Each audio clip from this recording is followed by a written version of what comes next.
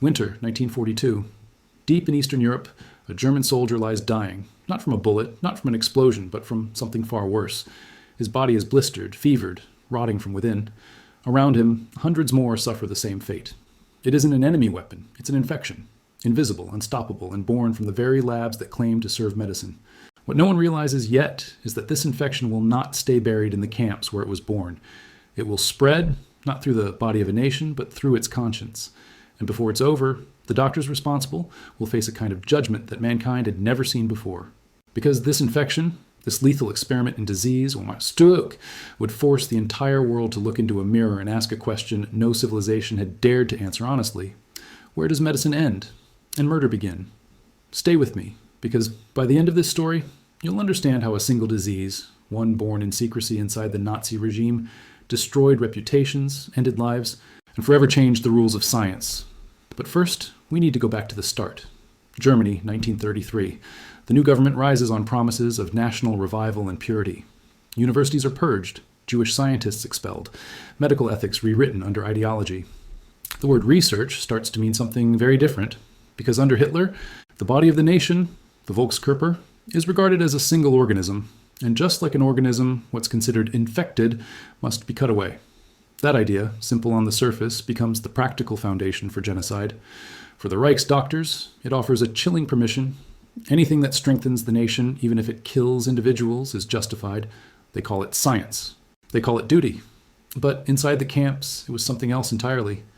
In the military barracks of occupied Poland, a small epidemic begins among prisoners. Lice-borne typhus, a disease as old as poverty and as lethal as any bullet. By early 1941, outbreaks spread through ghettos and camps. Warsaw, Buchenwald, Ravensbrück. The Nazis panic. Typhus terrifies them. It had wiped out armies in the First World War and was now seen as the embodiment of racial contamination. So, in the name of prevention, they decide to fight disease with horror. Prisoners become test subjects, unwilling subjects, in medical trials meant to cure typhus. And that's where everything begins to unravel. At Buchenwald, at Dachau, and in the frozen barracks of Natzweiler, doctors began infecting prisoners intentionally with the Rickettsia bacteria that causes typhus. Many were injected with live pathogens, denied treatment until the disease reached its peak, then autopsied, while still alive or immediately after death, to study organ damage. The official purpose? To find vaccines for German troops. The unofficial purpose? Absolute control over human life and death. It was medical science weaponized into torture. One of the key figures behind it was Dr. Erwin Ding Schuler, an SS physician who described human beings as biological material. By 1942, he was conducting experiments on dozens of prisoners at once, recording temperatures, seizure activity, and the moment of death. But typhus didn't care about ideology. It spread uncontrollably. Guards caught it. Officers caught it. And soon the very people running the camps realized they had become experiments of their own creation. Ironically, that panic only intensified the experiments. Instead of stopping, they expanded the trials. New vaccines were tested on thousands more subjects. Some were injected with serum. Others were deliberately denied it. Each control group meant another 100 deaths. If you're wondering how doctors, trained physicians, could justify any of this, the answer lies in a single Nazi slogan used in internal circulars. Science serves the nation, not the individual. But here's what they didn't understand. The world was watching. By 1943, Allied intelligence had intercepted field reports describing unusual vaccination trials at camps in occupied Poland. The details were fragmentary, unbelievable even. Reports of prisoners deliberately infected, of entire barracks quarantined and burned. Still, the Allies noted something revealing. Typhus had become so widespread that the German front lines were losing more soldiers to disease than to enemy fire. Typhus was eating the Reich from the inside.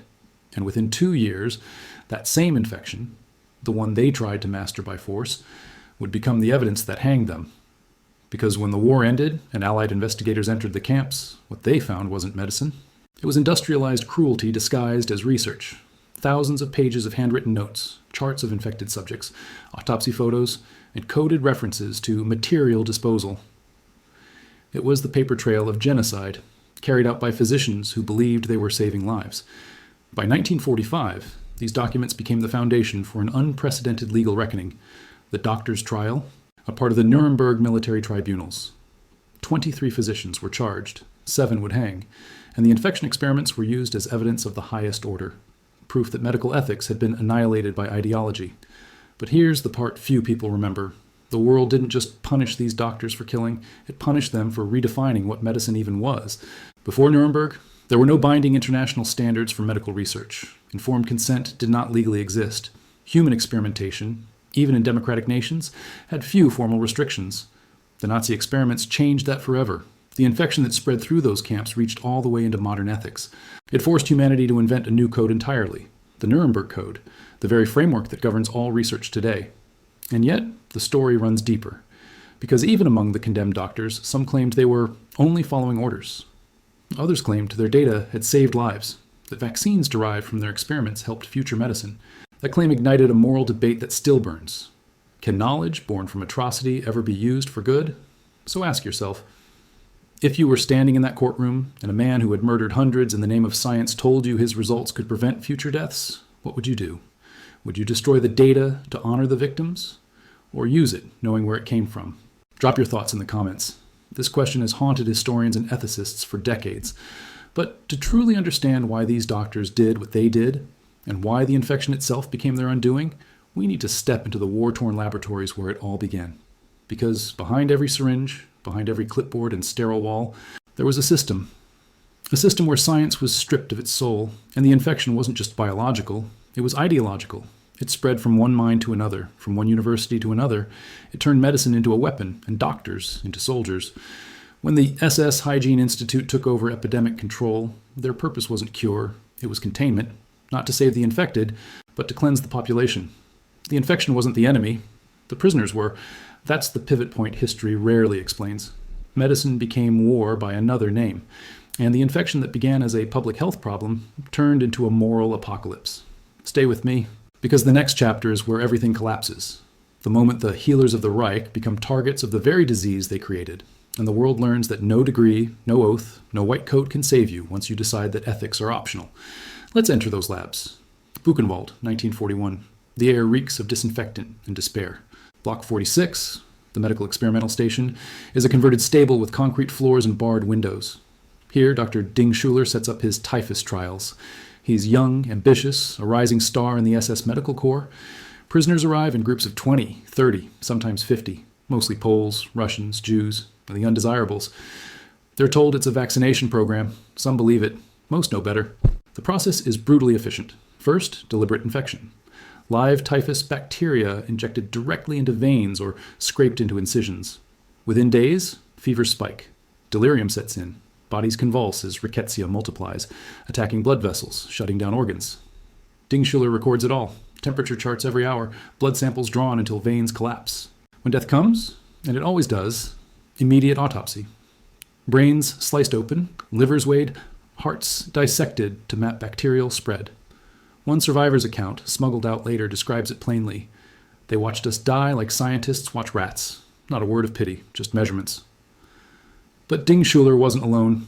Across the Reich, a network of doctors formed the backbone of this horror. Dr. Klaus Schilling at Dachau tested malaria on 0 Unser prisoners using mosquito bites and infected blood. Dr. Siegfried Handloser oversaw it all as chief of medical services for the Wehrmacht. And at Ravensbrück, the women's camp, Dr. Walter Hoven injected typhus into female prisoners, gypsy women, political dissidents, then tested experimental drugs. Survival rates under 10%. Why typhus specifically? Because it was perfect for their purposes, highly contagious, lethal without treatment. And in the chaos of the Eastern Front, it was decimating German troops. By 1942, typhus outbreaks killed more soldiers than combat in some sectors. The doctors framed it as patriotism, vaccines for the fatherland, but the data tells another story. Many experiments used outdated or untested serums. Control groups were deliberately untreated, left to die for comparison. It wasn't research, it was extermination with a stethoscope.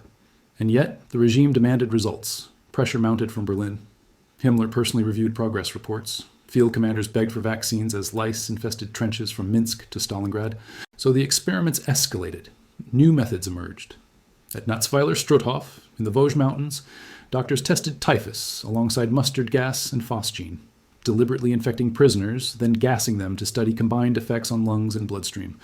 Prisoners called it the death block. Bodies piled up faster than the crematorium could handle. But here's the twist that history often glosses over. The doctors weren't monsters in lab coats from the start. Many were decorated professionals. Professors from Heidelberg, Göttingen. They lectured on Hippocrates by day, injected pathogens by night. How did that happen?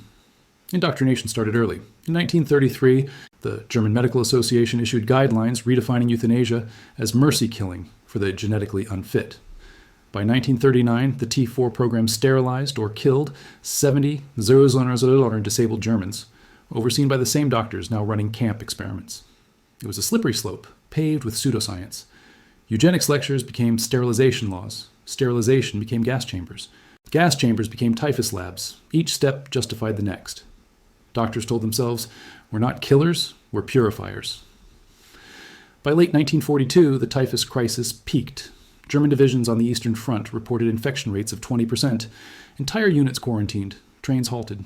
The Wehrmacht's advance stalled not from Soviet tanks, but from fevered soldiers too weak to fight. Panic rippled through the high command. Himmler ordered doubled production of test subjects. More camps converted to labs. Buchenwald alone processed 1,000 typhus cases that year. But the infection didn't respect rank. SS guards fell ill, camp commandants quarantined. Even Ding Schuler's assistants showed symptoms, forcing hasty vaccinations with their own unproven serums. The creators became victims of their creation. And that's when cracks appeared.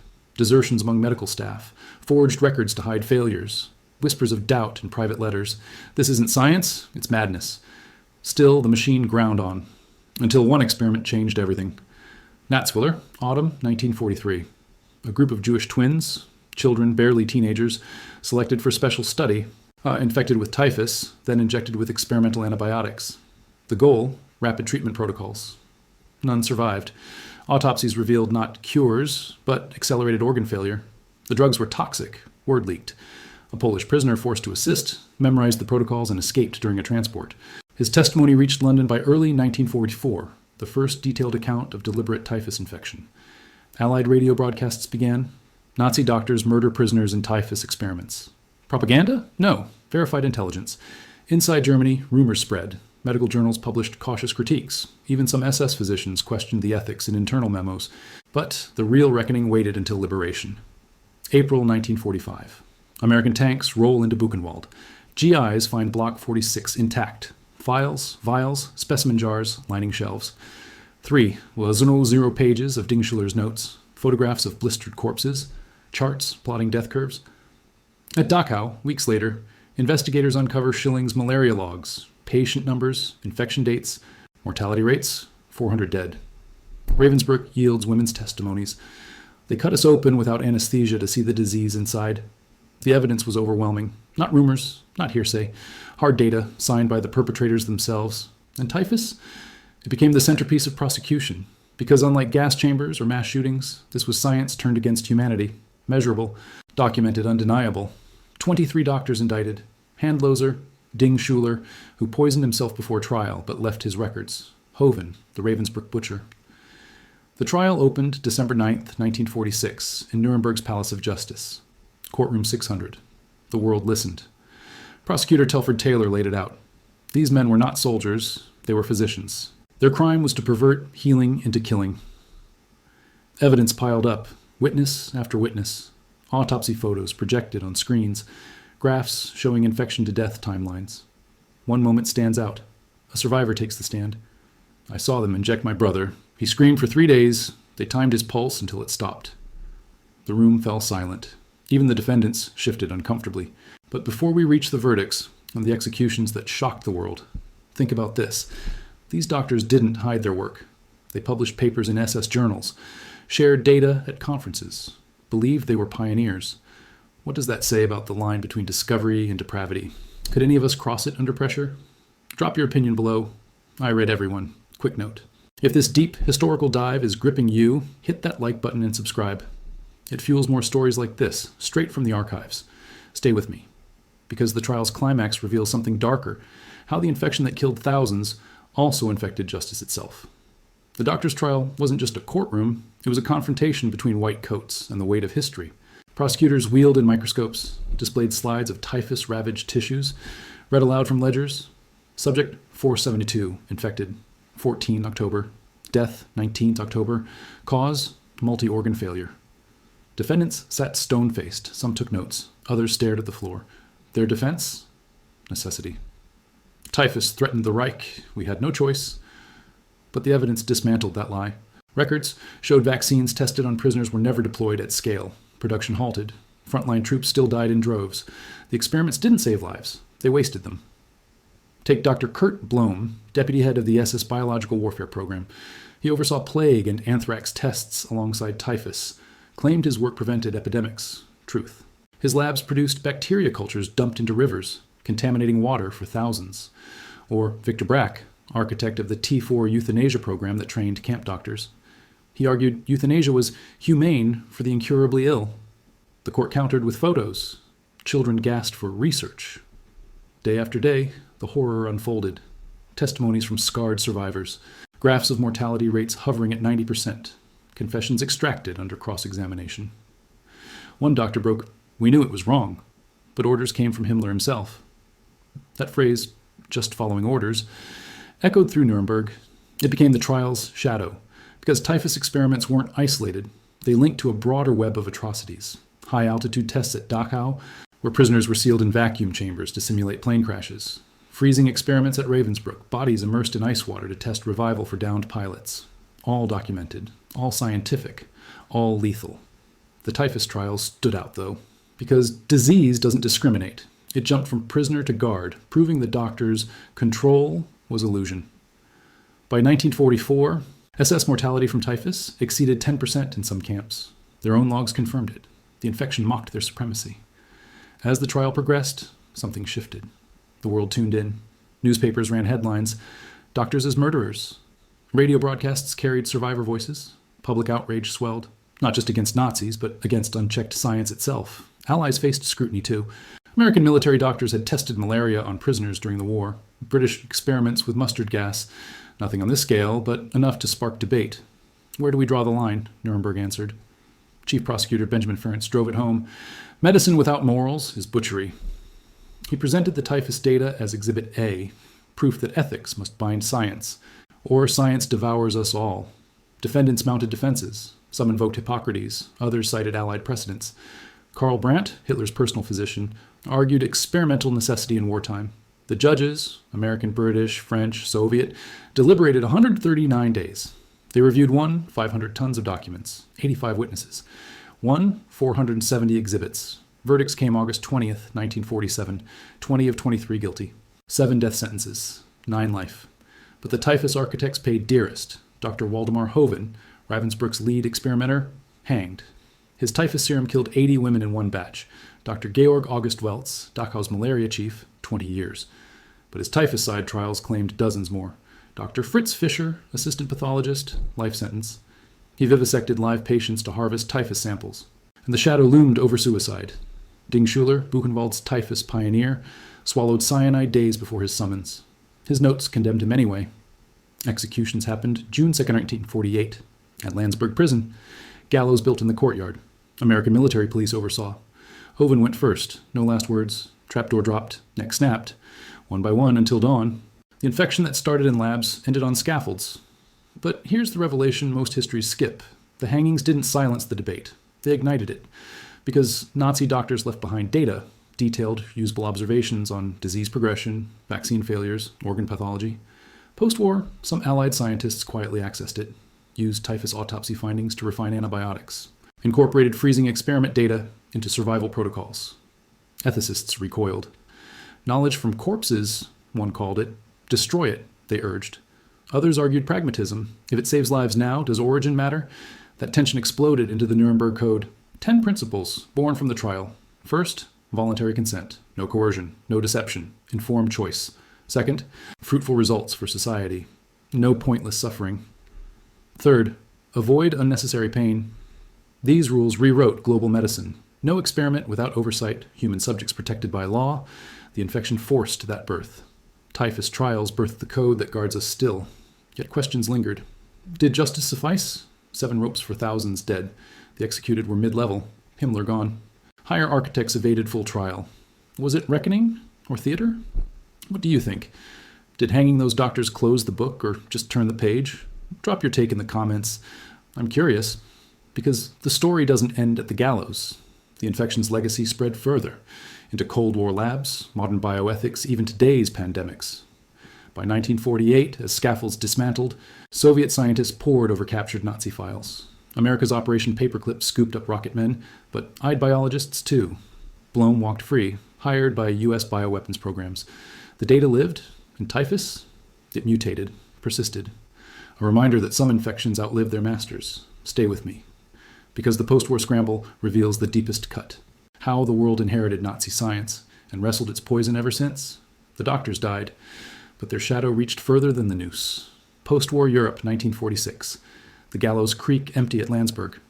But the files, those typhus ledgers, autopsy charts, bacterial cultures, don't burn.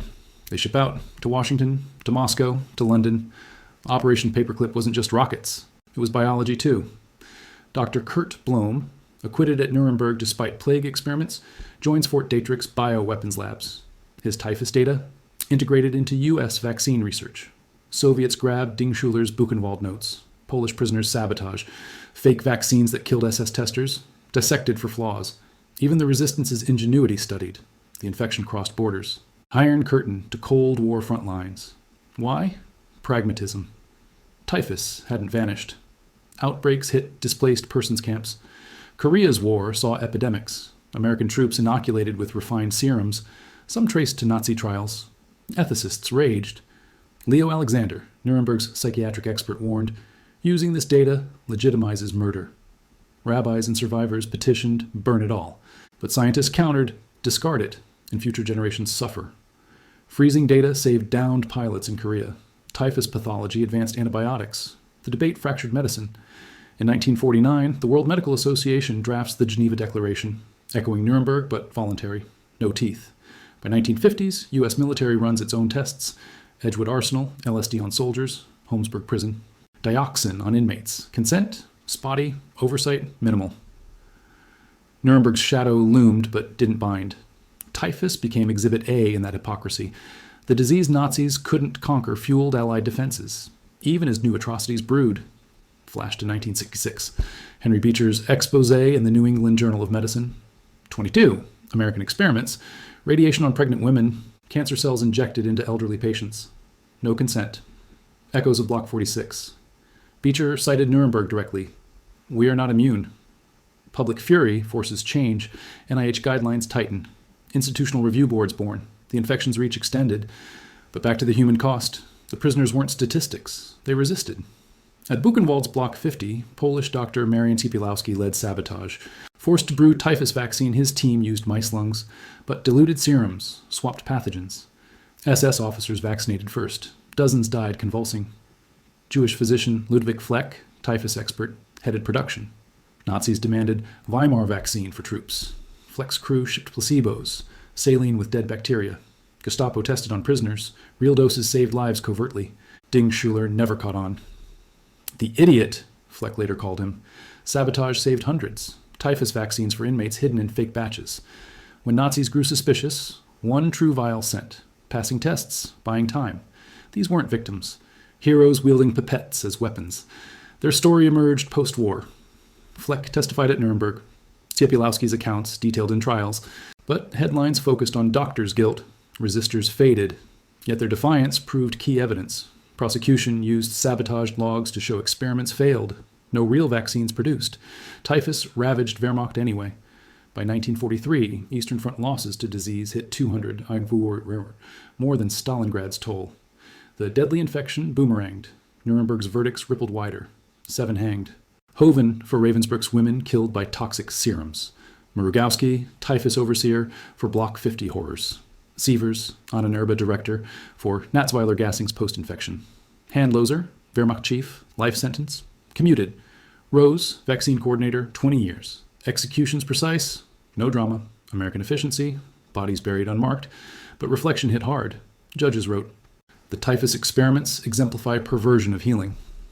First principle of the code, consent absolute. That code, 10 points, etched August 1947, governs today, no coercion, minimize harm, right to withdraw. Foundations of Helsinki Declaration, Belmont Report, FDA rules. Every COVID trial, every cancer study, Nuremberg's ghost ensures consent forms, ethics boards. Yet gaps persist. Tuskegee syphilis study ran to 1972. Untreated black men echoing Nazi controls. Willowbrook hepatitis on kids. Typhus taught. Vigilance eternal. Now, mid-story pause. If this unraveling of medicine's dark turn grips you, the resistance, the reckonings, the codes born from camps, smash that like button and subscribe. Deep archives fuel these dives. Keeps the algorithm alive for more. What's your view? Heroes like Fleck or Siepielowski? Should their sabotage get memorials like soldiers? Or lost to doctor-focused trials? Comment below. I read them all. Because the infection's final legacy isn't hangings. It's revelation. Science untethered devours. Ideology poisons labs. But resistance, quiet, lethal, endures. Stay with me. The post-war inheritance deepens. How Nazi data shaped bioweapons races, modern pandemics, and the ethical scars we carry into today's crises. The doctors executed. But typhus? A whisper still. Cold War, 1950s, Fort Detrick, Maryland. Blome arrives, the plague man, typhus architect, under CIA protection. His files? Rickettsia growth curves, infection vectors. American virologists pore over them, refine aerosol delivery. Not for healing, for war. Soviets mirror it. Vector labs in Sverdlovsk. Ding Schuler's autopsy data fuels anthrax strains. Typhus becomes bioweapon blueprint. Both sides race. Nazi notes as starter. By 1969, Nixon ends U.S. offensive biowar.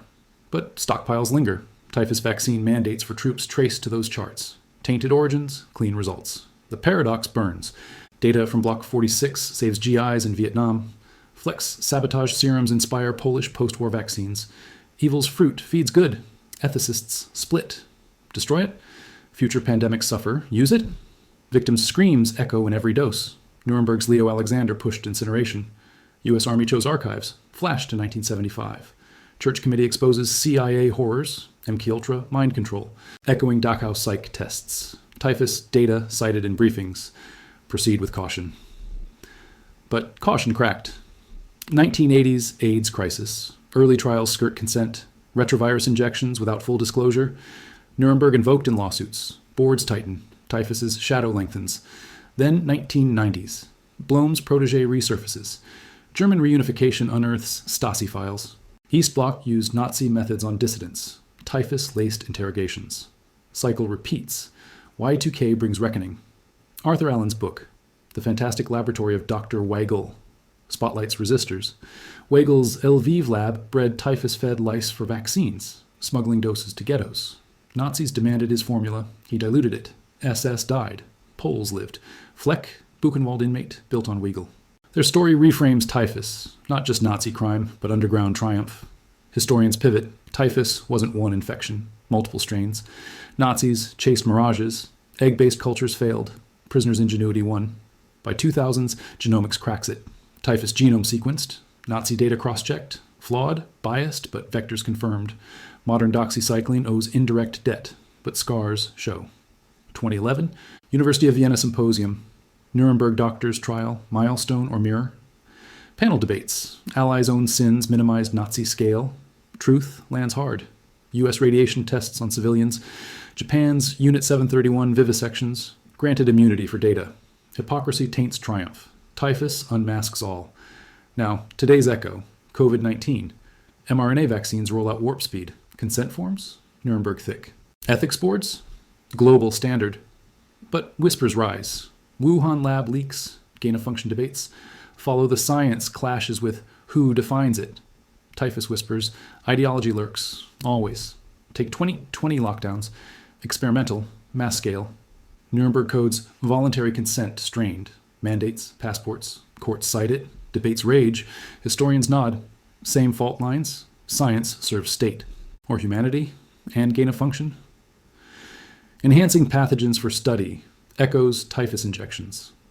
Proponents, prevents pandemics, critics burst them, Nuremberg redux. What would Hovind say? Necessity. Here's the pivot. Typhus didn't just expose Nazis, it exposed us. Every era tests the code. Willowbrook hepatitis on orphans, 1960s. Tuskegee syphilis untreated, 1972. End. Guatemala STD infections. U.S. Apology, 2010. Each breach cites greater good. Each echoes Block 46. Nuremberg's 10 points, bulletproof on paper, fragile in crisis. Reflection hits here. The infection forced execution, not just for deaths, 20, $1,000 estimated in typhus trials alone, but for redefining humanity as data points. Doctors hanged for crossing the line, but the line shifts. Post 9/11, enhanced interrogation. Sleep deprivation mirrors Dachau fatigue tests. CIA psychologists cite necessity. Nuremberg prosecutors would blanch. Ukraine War 2022, biolabs rumors. Typhus vaccine rushes. Old ghost stir. The deadly infection endures, not in camps, but in choices. So, core question. Does Nazi data's utility justify its birth? Vaccines derived saved millions. Destroyed? Who knows? What's your call? Burn the files or bank the knowledge? Comment? This divides experts. I read everyone. Because typhus's final lesson isn't horror, it's vigilance. Science accelerates, ethics lags. Nuremberg bought time, not immunity. Stay with me. The timeline closes. From barracks fever to global code, reflections that bind past to now. The one infection that executed doctors. It remade us. For better, worse, forever. Let's rewind the timeline. Pull back from echoes to origins. Because understanding typhus's grip demands seeing how one fever toppled an empire's science. Poland falls. Ghettos rise. Warsaw's Jewish quarter. 400 Ziorazor souls crammed into squalor. Lice thrive. Typhus erupts. First wave, 15 Zauerzorn cases. Nazis seal the walls. No aid. Disease festers. Why panic? Reich ideology framed typhus as Jewish plague. Not bacteria. Racial taint. Himmler's memos. Delouse the East by any means. Camps become labs. Prevention. Extermination masked as research. Early trials. Natzweiler, 1941. First subjects. French resistance fighters. Infected via lice bites, natural vector. Observed in sealed rooms. Fever hits day 5, rash day 7, delirium day 9. Half dead by day 14. Doctors noted optimal study window 72 hours pre-death. Autopsies rushed, organs harvested steaming. Data logged, spleen weights doubled. Kidneys necrotic, scale ramps. Buchenwald, 1942. Block 46 expands. 600 prisoners infected that year. Dingschuler's protocol, inject 10 cc live culture. Wait 48 hours. Test serum A, B, C. Survivors? Rare. Controls? None. One ledger entry, trial exhibit. Subject at 238, Polish male, 29. Infected to 3 to 12. Serum X, 17, day 4. Collapse day 6. Autopsy, vascular dissolution. Next line. Subject 239, control. Death day 5. Efficiency chilled the courtroom. Ravensbrück variation, women only. Dr. Hoven's beauty squad, young, healthy Poles. Infected, then surgical wounds packed with lice. Septicemia accelerates. Survival. 8%. Testimony. They sewed infected rags into our legs. Watched gangrene climb. Why women? Reproductive purity studies. Typhus on fetuses. Miscarriages timed. Data for racial hygiene. Horror layered on horror. Dachau adds malaria-typhus combo. Schilling bites prisoners with dual-infected mosquitoes. Synergy lethal. 95% mortality. Claim, tropical front prep. Reality, bioweapon probe. By 1943, 20 camps run trials. Estimated 15, ours not 20, Matterhorn subjects. Mortality, 90% plus, not combat losses. Medical necessity. But field results? Disaster. Wehrmacht typhus deaths. 1941, 10, Zunero. 1942, 50, Zidalzern. 1943, peaks at 100, zone. Vaccines flop, contaminated, diluted by sabotage, front crumbles, prisoner genius turns tide. Lviv's Dr. Rudolf Weigel, pre-war typhus vaccine pioneer, arrested. Nazis demand production. He complies, sort of. Lice bred on prisoner blood, but vaccines laced with saline. SS batches killed 20 officers. Weigel walks free, smuggling real doses to underground. Buchenwald echoes. Flex team, 80% fake serum. Gestapo tests confirm potency. Troops get placebos, camps get real. Sabotage saves 1 Isoro plus inmates. These weren't side notes, core to prosecution. Nuremberg exhibit, 240. Vaccine failure rates, 1942-44. Graphs show 70% ineffectiveness, proving experiments futile. Doctors' defense crumbled. Our data advanced science. Judges, at cost of humanity. Verdicts dissected intent. Hoven, willful killing via serum. Death. Rogowski, systematic extermination. Rope, Genskin, oversaw network. Life, execution night details. Declassified, Hoven's last words, none. Neck broke clean. Rose muttered prayer. Trap creaked 12 times. Dawn broke silent. Code birth immediate. August 1947. Annex, permissible medical experiments shall follow. 10 rules. Consent first, pain minimal.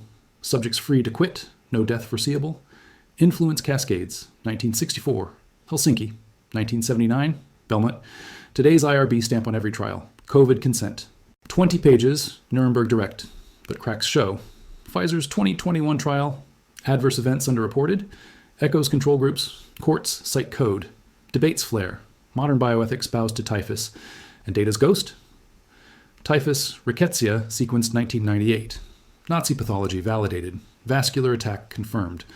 Doxycycline standardizes treatment. Millions spared. Yet memorials scarce. Buchenwald's Block 46 plaque. Victims of medical murder. No resistor names. Fleck, Siepielowski. Footnotes. Why? Narrative fixates guilt. Heroes complicate. Today's crises nod back. Monkeypox 2022. Marburg scares. Gain-function bans lift. Follow science. Risks. Whose science? Typhus warns. Measure twice. One final engagement. Nuremberg hanged 7. Thousands enabled. Justice partial or sufficient warning. Your view, comments. I read everyone. Because this infection's arc, from ghetto fever to global code, reveals the razor's edge. Science heals or kills. Choice eternal. Stay with me. Climax nears. Reflections bind it all. What typhus exposed about us forever. Climax crystallizes in courtroom 600. August 20th, 1947. Judges enter. 23 doctors rise. Air thick with translated whispers. Typhus files stack 3 feet high on tables. Chief Justice Sebring reads, "The defendants stand accused of murder under guise of medicine. Typhus first. Exhibit 1, Dingschuler's charts. 1, 200 infections logged. 1, 100 deaths. Precision damns them. Hoven's turn. Ravensbrück ledgers. Female subject 14, infected 21543. Serum failure. Vivisection 220. Photos flash. Incisions without anesthesia. Gallery gasps. Hoven, wartime necessity. Judge, murder. Death. Mrgowski, Hygiene Institute head. Oversaw Buchenwald's 600 cases. Sabotage logs prove his vaccines killed SS2. Irony noted. Systematic cruelty. Rope, Sievers, on an herba skeleton collector. Typhus, postmortems for racial bone studies. That's Weiler gas chamber data. Hanged. 7 total. 9 life. 4 lesser terms. Blome walks. Soviet pressure. Cold War bargain. Gallows. June 2nd, 1948. 1:07 a.m. Hoven first. Hood drops. Lever pulls. Snap echoes. 12 men follow. Last, Becker Freising. High altitude tester. Praise. Falls silent. Bodies cut down by 5 a.m. Buried lime pits. No markers. World exhales. Headlines. Nazi butchers hanged. But typhus's consequence unfolds quieter. Nuremberg Code drafts same day. 10 principles. Consent voluntary. Risk minimal. Knowledge qualified. Right to end. No coercion. No superiors override. Duplicate unnecessary. Avoid death. Science advances society. Subjects protected. Code's birth. Typhus direct. Principle 1, born from Block 46, lies.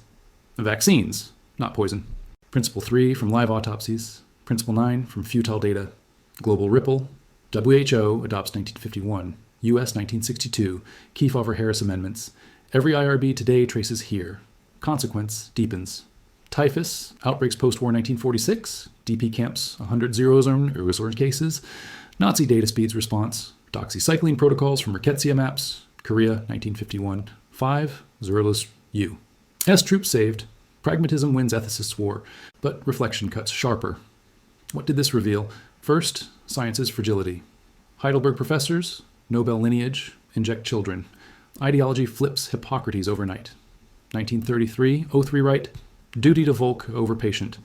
Eugenics Journal's bestseller. T4 gases, 70, Zero Wizard, unfit. Camps next, slope greased. Second, human nature's dual blade. Doctors rationalized, 1 death saves army. Data obsession blinded empathy. Yet resistors, Fleck, Siepielowski, Weigel, same training, opposite choice. Sabotage killed Nazis, saved camps, heroes in white coats too. Third, justice's limits. 7 ropes for 20, Uwe are dead. Himmler suicide. Higher enablers free. Blown bioweapons, US incomplete purge. What would you do? Facing Himmler's order? Inject or die? Resist like Fleck. Comply like Hoven? Drop in comments. Your call reveals the line. Ethics endures.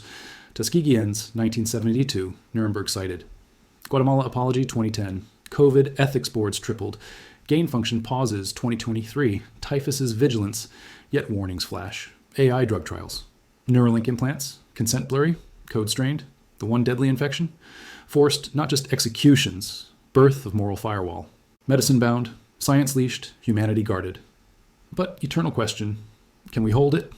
From Warsaw Fever to Landsberg Dawn, typhus executed doctors, remade rules, exposed souls. Germany 1933, unstoppable, labs pure. 5 years later, fever fells them. Ideology rots, disease indifferent, defeat inevitable. Could one ethical stand change it? Flex pipettes nearly did. Lesson? Strategy fails. Morals decide. Professional judgment matters. Knowing wrongness matters. Nazi medicine, 1939, pinnacle. 1948, scaffold. Systematic ethical collapse made judgment certain. That's the arc. Typhus, lice to law, horror to code, murder to milestone. If gripped, like, subscribe. Deep history thrives on you. Comment? Biggest revelation? Data use? Resistance? Justice enough? I read everyone. Thanks for enduring this dive. See you next, where history unmasks again.